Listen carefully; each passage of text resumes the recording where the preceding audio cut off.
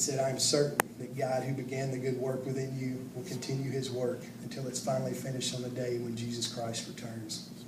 And, from that point on, I was confident. I knew that was a word that he had spoken to me. And like I said, that began about beginning of 12 years of ministry.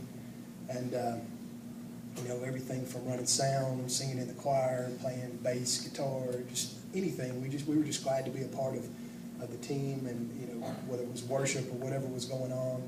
But God was continuing to kind of move my heart. It was never enough. It was something I didn't know how to get there, but I knew I wanted more. I knew I had that promise from him, but I was trying to figure out, how his provision, how I was going to get there, And so one of the things that I remember intently is Karen and Earl Snyder were and still are really good friends of ours, and were at our house, and we were praying, that we had them praying for us about, God, give us direction, tell me what I'm supposed to do, and we prayed in the living room. I remember being on our knees on our house on Highway 48 and us praying with those guys, and just God giving me the clearest call, and he confirmed it in them, and that kind of gave me the confidence that I needed to kind of begin that journey. I still didn't know how I was going to get there, and that was close to 10 years ago. But after that,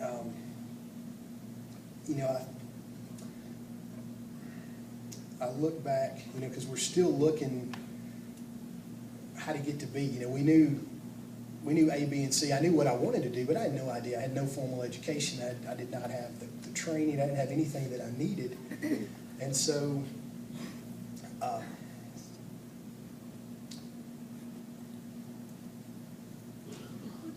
started thinking about, as we were searching, I was at the same time, here I am, I'm a middle-aged guy. My wife's a stay-at-home mom. I'm trying to figure out how are we going, I have to pay my bills. I can't, I'm not able to, just throw off what I can do and go to Bible college or do any of this stuff. So as we began searching, about that time, my business was failing. I was a contractor, and like I said, it seemed like the harder I worked, the worse things got. And I could, it didn't matter what I did, we were just, and it just was not God's plan. And I can distinctly remember Nina telling me one day, she said, "Why don't you just go to work for somebody else?" And I remember looking at her like, "Well, I've been doing this for 10 years. Well, I don't know if I can go to work for somebody else," but luckily I was blessed with a very wise wife. And I remember I got online and began looking around, and I saw this job description. It was a Fortune 500 company that was looking for a corporate construction manager. So I applied. Didn't hear anything for a couple months. A couple months later, this was in '96, I started, I went in, interviewed, was hired, and it was just amazing how God, the wheels just started turning and blessing us, and within 6 months I got another promotion. I got promoted to director, and I was like, wow, I can't believe I've been trying to work for myself for the last 10 years when, this is really what God had for me. And so about that time, we put our house on the market, and we're going to move to Nashville. So we started looking for a church that was close to work. And Nina and I have always loved the music program at Christ Church. So we started going to Christ Church and got involved, and started filling out the application. It's about a 6-month process to sing in their choir. It's an application about this thick, and about a 6-month process.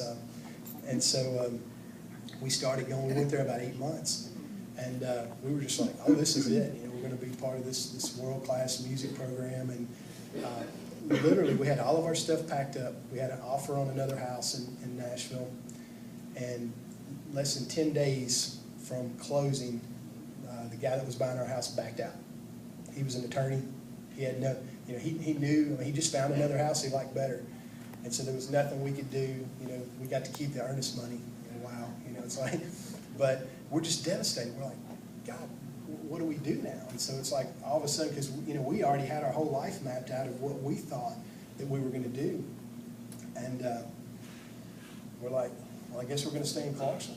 So we're here, and So about that time, I was calling, kind of some of my Christian mentors, and a lot of you guys know Tony Greaves. It's one of my Christian mentors, and Tony was involved in a church plant here in Clarksville that was kind of a ground-up plant, and so he's like, "Why don't you come on by?" And so we went by to visit him, and about that time, they were telling us that, hey, they bought this property, and the property was paid for, and they needed someone to help them build the building.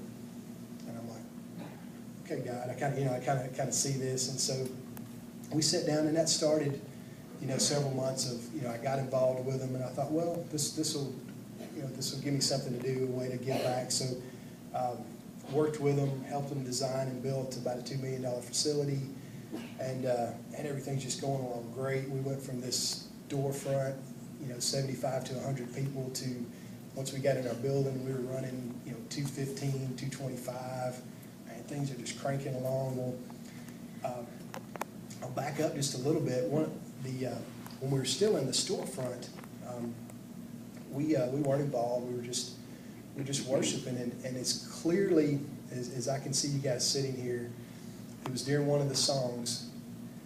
Something spoke to me. It was not audible, but I truly believe it was the Holy Spirit, and said, "You're going to be the worship leader of this church."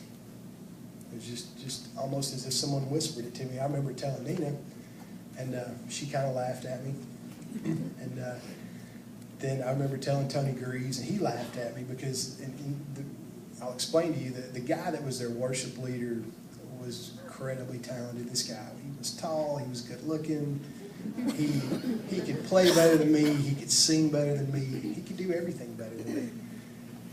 But like I said, God doesn't call the equipped, he equips the called. And so even after that, about 6 months in, he resigns. And the pastor of that church came to me and said, "I need your help, and so I need you to start doing Wednesday nights." He had somebody else doing Sunday mornings. Well, then Wednesday nights, had people saying, "Well, we kind of like Wednesday nights better than Sunday mornings. Would you do Sunday mornings?" And so it was kind of one of those things we switched, and and that just kind of began my training ground. And it was one of those things. I look back now, and all of these things happened. It wasn't just happenstance that God was providing this, and it was giving me the training to serve. And I got to serve under these people that were more talented than me, and work through. And that began, about 3 years of leading worship at this church. And it was, I won't go into a lot of details, but some things happened. The church split. It was a horrific circumstance, bad decisions by the leadership, and 2/3 of the church, including us, walked away and did not have a home. And I remember, this is home. And so I remember calling Pastor Kim and sitting down with him, and we met for coffee, and we're just kind of sitting down, and I told him, and we had several other, it's kind of like you're kind of marked once people know that you're a worker. And so we had all these other churches and different people calling saying, "Hey, we're kind of looking for somebody to lead this or lead that. Would y'all consider that?" And the thing that blessed me so much about Pastor Kim is he didn't want anything from me. He didn't want to use us for anything other than, he said, you guys just need to rest. He said, you need to come in and you just need to get fed and you need to heal. And I just saw how beautiful was that spirit, that he could sense that. And he knew what we needed for, 6-8 months, that we were just able to come here and sit under him and get fed and just take it in. And, not much time went by, 2 or 3 months, that I was kind of getting the itch to play. And so I started helping the worship pastor that was here, and just playing bass a little bit and playing guitar some and singing on the praise team. And I guess we'd been here about 9 months. I get the same call from Pastor Kim that the worship leader here had resigned. And so we're sitting, I think, at the same restaurant having coffee again and having dinner this time, and just, he's like, I need your help. And so it's just amazing how God, through all of that, he kept opening those doors, and he kept making a way for us. And should I keep on my task here? I think the biggest thing